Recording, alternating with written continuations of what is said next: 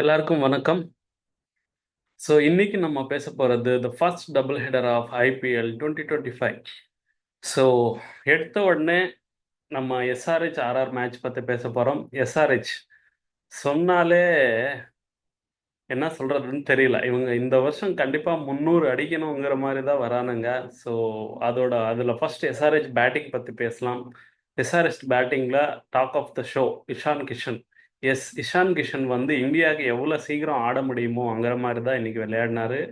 So obviously அவர் third பொசிஷனில் விளையாடுறது. இன்னொன்று இருந்தது, கீனா வந்து விராட் கோலி இல்லை. ஸோ விராட் கோலி பிளேஸ் அடுத்த T20 வேர்ல்ட் கப்பில் ஆக்கியபை பண்ணணுங்கிற மாதிரி தான் இருந்தது. அது இல்லாமல் இந்தியாவுக்கு வந்தே ஆகணும்.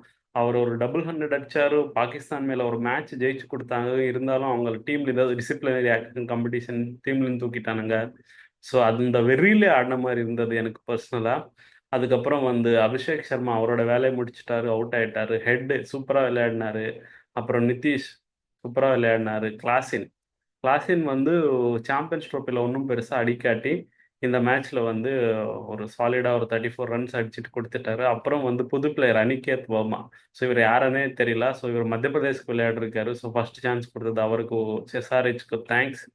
அண்ட் அபினவ் மனோகர் ஒன்றும் அடிக்கல. ஸோ இந்த வருஷம் கண்டிப்பா ஒரு 300 இருக்குன்னு நான் நம்புறேன். நீங்க என்ன நினைக்கிறீங்க? 300 அடிச்சிருவாங்களா? எஸ்ஆர்ஹெச் தான் அடிப்பாங்கன்னு எனக்கு தோணுது. நீங்க வேற யாருன்னா அடிப்பாங்களா, இல்ல எஸ்ஆர்ஹெச் தான் அடிப்பாங்களா, இல்ல ப்ரோ இந்த இந்த வருஷம் 300 எல்லாம் அடிக்கிறது கஷ்டம் T20ல அப்படின்னு சொல்லுவீங்களா? What's your thought? Put it in comment box. Next வந்து ஆர்ஆர். ஆர்ஆர் பத்தி சொல்ல வந்தா ஃபர்ஸ்ட் நம்ம ஃபர்ஸ்ட் நம்ம பேசுறதே நம்மளோட சேட்டா. பத்தி தான் பேசணும். சேட்டா ஒரு கலக்குனாரு. ஸோ சூப்பராக இம்பேக்ட் வந்தார். அவருக்கு ஃபிங்கர் இன்ஜுரி இருக்கிறதுனால இம்பேக்டாக தான் விளையாட முடியும்னு சொன்னாங்க. அவராக விளையாடினாரு. அப்புறம் எஸ்எஸ்வி ஜெய்ஸ்வால் கிட்ட கொஞ்சம் எக்ஸ்பெக்ட் பண்ணா, பட் இன்னைக்கு அவரால் அடிக்க முடியல. அப்புறம் த்ருவ் ஜுரேல் வந்து சூப்பராக விளையாடினார். ஒரு ஸ்டேஜில் சேட்டாவும் ஜுரேல் அடிக்கிற அடி பார்த்து ஒருவேளை ஜெயிச்சிருவாங்களோ அப்படின்னு டவுட் வந்தது.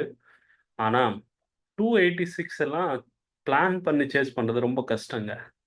ஸோ அது வந்தா வந்தது, இல்லைன்னா இல்லை. ஸோ அதுக்கேற்ற மாதிரி தான் ஆடினாரு. அப்புறம் கடைசியில் சுபம் தூபே அப்படின்னு ஒருத்தர் வந்து சூப்பராக அடிச்சு கொடுத்தாரு. பட் என்னைக்குமே வந்து நீங்கள் 286 ஜெயிக்கவே முடியாது. ஸோ பவுலிங்கில் வந்து ஆர்ஆர் பயங்கர ரன்ஸ் கொடுத்துட்டாங்க. ஜோஃப்ரா ஆர்ச்சர் 76 ரன்னு கொடுத்தாரு. ஸோ அவர் போட ஸ்பீடுக்கு வந்து தட்டி விட்டா பறக்குது சிக்ஸ், அதெல்லாம் ஃபோரு, அதெல்லாம் ரொம்ப போச்சு. அப்புறம் ஃபரூக்கி இவர் கொஞ்சம் டீசெண்டான பவுலர், பட் இன்னைக்கு அவரால் போட முடியல. தீக்ஷனா, நம்ம ஐபிஎல் மெக்ராத்னு சொல்லப்படுற துஷார் தேஷ்பாண்டேவும் அவர் தான் கம்மி ரன்னே கொடுத்தது. எக்கனாமி கம்மியாக இருக்குது. So this is from RR bowling. So நீங்கள் எஸ்ஆர்ஹெச் பவுலிங் பார்த்தா ஷமி இனிஷியல் அந்த பிச்சில் கொஞ்சம் லைட்டாக ஸ்விங் ஆச்சு. ஸோ அதுக்கப்புறம் ஜாம்பா ஓரளவுக்கு டீசெண்டாக போட்டார். கமின்ஸ் ரன்னு போனாலும் அவர் கேப்டன். ஸோ அவர் குரூஷியல் விக்கெட் யூஸ்வலாக எடுப்பார், பட் இன்னைக்கு எதுவும் வரல. அப்புறம் அபிஷேக் சர்மா ஒரு 2 ஓவர் போட்டார். ஸோ ஓகே தான். நெக்ஸ்ட் நெக்ஸ்ட் நம்மளோட talk of the match.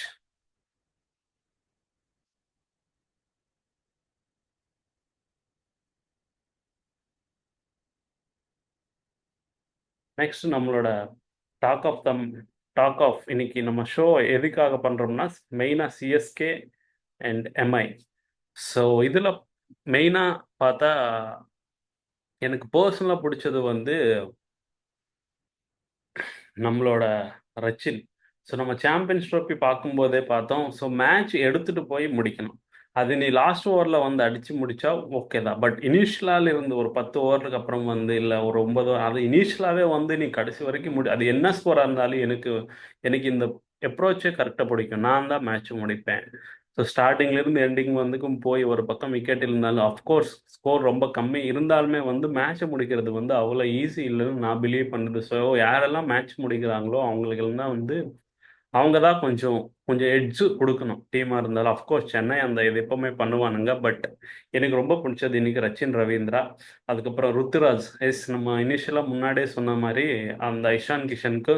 So ருத்துராஜுமே வந்து விராட் கோலி பொசிஷனுக்காக விளையாடுறாருங்கிற மாதிரி தான் எனக்கு தோணுது. So obviously it's a good thing. Because opener ஸ்லாட்டில் அபிஷேக்கும் ஷாம்சனும் நிறைய பேர் இருக்காங்க, சுப்மன் கில் இருக்காங்க, அப்புறம் எஸ்எஸ்வி ஜெய்ஸ்வால் இருக்காங்க. ஸோ இவங்க எல்லாரும் கூட காம்பீட் பண்ணுறதுக்கு ஒரு ஃபர்ஸ்ட் டவுன், அது விராட் கோலி ரிட்டையர் ஆயிட்டாரு, அந்த டவுன் ஈஸியாக ஆடுறதுக்கு பெட்டர். ஸோ அதனால தேர்ட் பொசிஷனில் வந்தாரு என்னன்னு தெரியல. பட் சூப்பராக விளையாடினாங்க. வித்தின் ஃப்ராக்ஷன் ஆஃப் டைம் 22 பால் 50 அடிலாம் அடிச்சிருக்காரு. அதுக்கப்புறம் பெருசாக யாரும் வரல. அப்புறம் இன்னொன்று எனக்கு ஒன்றும் புரியலன்னா, திரிபாட்டி ஏன் ஓப்பனராக வர்றாருன்னு தெரியல. ஏன்னா ஏற்கனவே கான்வே இருக்காரு, ரித்துராஜ் இருக்காரு. ஸோ இவங்க எல்லாரும் தாண்டி அவரை ஓப்பனர் அனுப்புனாங்க. So obviously MSD is there, there is some plan, we have to believe it, that is thing. அதுக்கப்புறம் தீபாவோட ஒன்றும் பெருசாக பண்ணல. சாம் கரனும் ஆப்வியஸ்லி ரீசெண்ட் லீக்ல எல்லாம் சூப்பராக விளையாடினாரு. பட் இந்த இதில் ஒன்றும் பெருசாக அடிக்கல. ஜடேஜா அவர் வேலை பண்ணிட்டாரு. ஃபைனலி நம்ம தலை தோனியை பார்க்க முடிஞ்சது. பட் அவர் ஒன்றும் அடிக்கல. ஸோ மும்பை பேட்டிங்க்கு வந்தால் நம்மளோட சிஎஸ்கே பையன் கடைசியில் தீபக் சஹாரை விட்டு அடிச்சு வச்ச மாதிரி இருந்தது. அவரு ஒரு 30 ரன்னு கிட்ட அடிச்சார் 15 பால்ல. அப்புறம் இன்னைக்கு அவங்க பெரிய கன்ஸ் எதுவும் ஃபயர் ஆகல. பெரியப்பா வந்த உடனே அவுட் ஆயிட்டாரு. அப்புறம் அந்த ரிக்கில்டன், இவர்கிட்ட நிறைய எதிர்பார்க்குறாங்க இந்த ஐபிஎல்ல. அவரும் ஒன்று அடிக்கல. வில் ஜாக்ஸ் கொஞ்சம் அடிச்ச மாதிரி இருந்தது, பட் அவுட் ஆயிட்டாரு. சூரியகுமார் யாதவ், திலக் வர்மா அடிக்கும்போது ஓகே கொஞ்சம் எடுத்துன்னு போவாங்க, ஒரு 170 180 வரைக்கும் எடுத்துன்னு போவாங்க மாதிரி இருந்தது. பட் குருஷியலான டைம்ல அவங்க விக்கெட் போச்சு. அப்புறம் வந்து சிஎஸ்கே பவுலிங்னு பார்த்தா எனக்கு ரொம்ப பிடிச்சது வந்து நூர் அஹ்மத். நூர் அகமது வந்து சிஎஸ்கேக்கே செஞ்ச வச்ச மாதிரி எடுத்தாங்க. ஸோ இவர் கண்டினியூஸாக ஒரு 4 5 மேட்ச் இப்படி போட்டாங்கன்னா, அதுவும் சிஎஸ்கே கிரவுண்டில் இந்த மாதிரி பவுலர் தாங்க அவங்க சிஎஸ்கே தேவை. அந்த மாதிரி ஒரு பவுலர் இருந்துச்சுன்னா அவங்க 4 5 வருஷத்துக்கு விட மாட்டாங்க. அட்லீஸ்ட் 2 3 இயர்ஸ்க்கு அப்படியே சிஎஸ்கே கூடயே இருப்பாங்க. ஸோ அவர் வேற ரொம்ப சின்ன ஏஜ். ஸோ நூர் அகமது ரொம்ப நாள் விளையாடுறதுக்கு வாய்ப்பு இருக்கு. ஏன்னா ஜடேஜாவும் ஆப்வியஸ்லி மேக்ஸிமம் இன்னும் 2 இயர்ஸ், அஸ்வின் கூட எனக்கு தெரிஞ்சு 1 or 2 இயர்ஸ் தான், அதுக்கு மேல விளையாட முடியாது. அப்புறம் நேத்தன் அலிஸ் ஓகே, அவர் கொடுத்த ஜாபுக்கு அவர் டீசெண்டாக பண்ணிட்டு போயிட்டாரு. அப்புறம் கலீல் அஹ்மத் கொஞ்சம் தோனி அண்டர்ல பர்ஃபார்ம் பண்ற மாதிரி தெரியுது. Let's see. அப்புறம் எம்ஐ பவுலிங்ல பெருசா சொல்றதுக்கு எஸ், ஒரு ஒரு புது பையன் விக்னேஷ் புத்தூர் சூப்பராக போட்டார். கேரளாவுக்கு சேர்ந்தவர், இதுதான் ஃபர்ஸ்ட் வந்து ஐபிஎல் அவருக்கு. அப்புறம் சத்யநாராயண் ராஜு ஆந்திராவுக்கு சேர்ந்தவர், இவரும் ஓரளவுக்கு டீசென்டிவாக போட்டார்.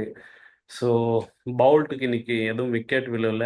அப்புறம் வில் ஜாக்ஸ் ஒரு 4 ஓவர் போட்டார். பட் ஓகே தான்.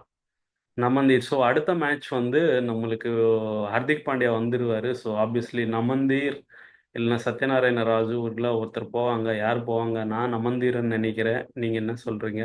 அப்புறம் பும்ராவும் லேட்டாக வரணும், ஒரு 4 5 மேட்ச்க்கு. அதுக்கப்புறம் ஆஃப் சீசன் முடிஞ்சதுக்கப்புறம் வருவார்னு நினைக்கிறேன். பட் அதுக்கு இன்னும் டைம் இருக்குது. ஸோ அடுத்த மேட்ச்சுக்கு வரப்போகிறது ஹர்திக் பாண்டியா. ஸோ நான் நமந்தீரன் சொல்கிறேன். So will MI rise from there once Hardik Pandya comes? What's your thought? Or else CSK வந்து ஹோமில் அட்லீஸ்ட் 5 to 6 மேட்ச் ஜெயிப்பாங்கன்னு நான் நினைக்கிறேன். ஸோ பிச்சு பழைய பழைய சிஎஸ்கே பிச் மாதிரி ஆச்சு, ரீசெண்டாக விளையாடினது இல்லாமல். ஸோ அது ஸ்பின்னுக்கு ரொம்ப யூஸ் ஆகும். ஸோ நீங்கள் என்ன நினைக்கிறீங்க? இல்லை ப்ரோ பிச் மாறிடும், இல்லை லோ ப்ரோ இன்னும் ஸ்லோ ஆகிடும், பிச்சு 160 180 அடிச்சாலே போதும் அப்படின்னு நினைக்கிறீங்க? இல்லை ப்ரோ 200 கண்டிப்பாக இருக்குது.